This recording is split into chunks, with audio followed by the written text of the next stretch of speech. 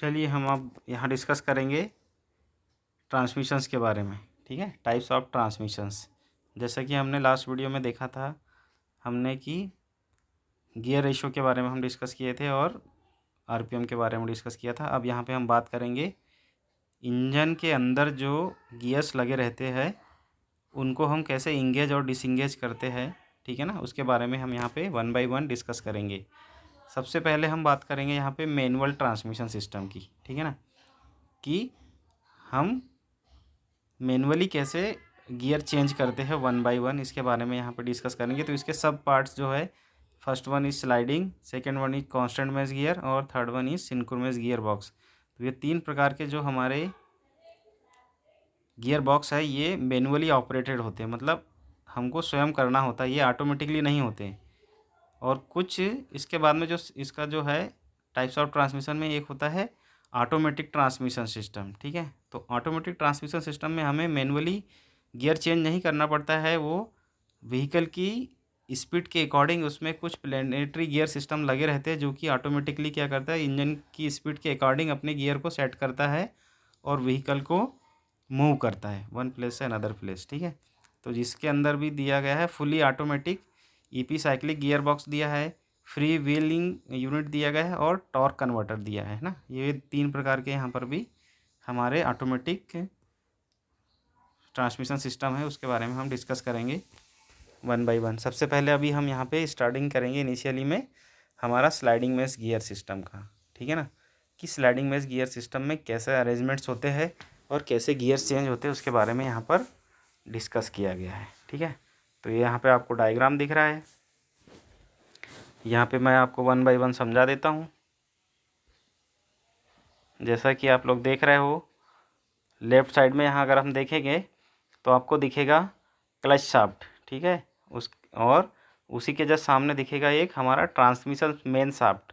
ठीक है, लेफ्ट में देखेंगे तो यहाँ लिखा हुआ है ट्रांसमिशन मेन शाफ्ट, और उनके नीचे में रखता है हमारा जिसको हम बोलते हैं ले शाफ्ट। ठीक है ना, या काउंटर शाफ्ट भी उसको हम बोल सकते हैं। ठीक है, और इन दोनों के बीच में लगा रहता है हमारा एक रिवर्स या जिसको हम आइडलर गियर बोलते हैं। ठीक है ना, ये एक छोटा सा गियर लगा रहता है जो कि क्या करता है, गाड़ी को डायरेक्शन चेंज करने के लिए हमें काम में आता है। ठीक है ना, तो उसके बारे में हम लास्ट में डिस्कस करेंगे। सबसे पहले हम बात करेंगे इसकी सारी अरेंजमेंट्स की, है ना, कि ये पावर कहाँ से ट्रांसमिशन होके हमारे रोड व्हील पे कैसे ट्रांसमिट होती है। ठीक है ना, और ऊपर में दे रखा है हमारे को, क्या दिया है, ये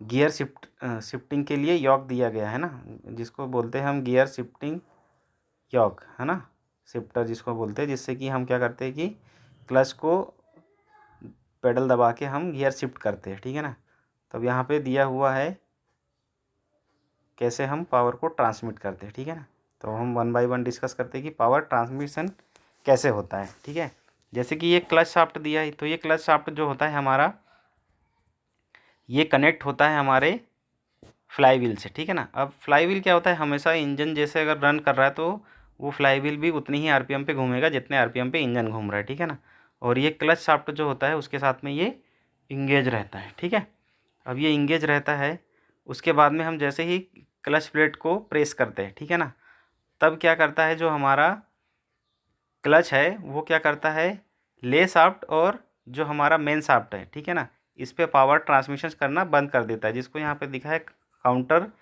शाफ्ट ड्राइव गियर। ठीक है, अब उसके अकॉर्डिंग अभी ये जो कंडीशन अभी यहाँ पे आपको फ़ोटो में दिख रही है, डायग्राम में दिख रही है, इसमें क्या है, गाड़ी अभी हमारी क्या है, न्यूट्रल पोजीशन में है। ठीक है ना, क्योंकि पावर ट्रांसमिशन का फ्लो जो है वो पहले क्लच शाफ्ट में होगा, क्लच शाफ्ट से फिर वो काउंटर शाफ्ट पे आएगा, काउंटर शाफ्ट से गियर से फिर ये मेन शाफ्ट के गियर पे जाएगा, और मेन शाफ्ट का गियर जो होता है हमारे रोड व्हील से अटैच रहता है। ठीक है, तो अब हम यहाँ पे क्या करेंगे, सबसे पहले हम लगाएंगे गाड़ी में, जैसे ही हम स्टार्ट करते हैं तब हम लगाते हैं गाड़ी में फर्स्ट गियर। फर्स्ट गियर इसलिए बेटा क्योंकि जो हमारा आउटपुट शाफ्ट है या जिसको हम बोलते हैं ट्रांसमिशन मेन शाफ्ट, वहाँ पर हमें क्या चाहिए, कम गियर रेशो चाहिए। ठीक है ना, तो उस कंडीशन में हम क्या करेंगे, जो बड़े साइज का जो हमारा गियर है, ठीक है ना, जो मेन शाफ्ट में, उसको शिफ्ट करेंगे किसके साथ में, गियर जो ले शाफ्ट है उसके स्मॉल वाले गियर के साथ। ठीक है ना, जो यहाँ लिखा है काउंटर शाफ्ट लो गियर। ठीक है,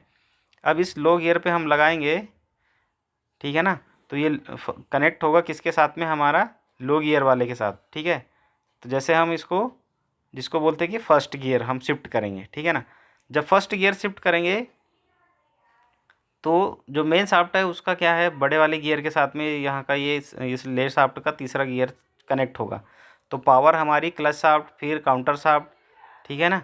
और ये काउंटर शाफ्ट के लो गियर से जाएगी हमारी ये किसकी, लो गियर एंड लो गियर पे जाएगी, ठीक है ना। ये लो गियर रेशो जो यहाँ पे ऊपर लिखा हुआ है मेन शाफ्ट के लो गियर पे जाएगी, मतलब फर्स्ट जो गियर है वहाँ पे हमारा क्या होगा, रिवॉल्वेशन क्या होगा, कम होगा, ठीक है ना। ड्यू टू ये जो इसका जो गियर का साइज़ है वो मेन शाफ्ट में वो क्या है, बड़ा है, मतलब नंबर ऑफ टीथ और उसका जो साइज़ है रिवॉल्वेशन वो क्या करेगा, डिक्रीज़ कर देगा, ठीक है ना।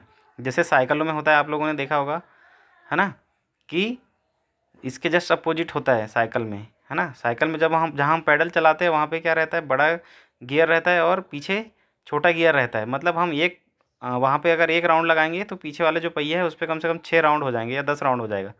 तो ये क्या करता है, इसका गियर रेशो को वहाँ पे साइकिल में इंक्रीज़ करता है और यहाँ पे ये क्या कर रहा है, डिक्रीज़ कर रहा है। आप लोगों ने बाइक वगैरह में भी देखा होगा कि जो पहिए के पास जो स्प्रॉकेट होता है वो बड़ा होता है और जो इंजन से निकलता है वो रहता है छोटा, ठीक है ना। तो यही होता है गियर रेशो को कम करने के लिए प्रोसेस, ठीक है।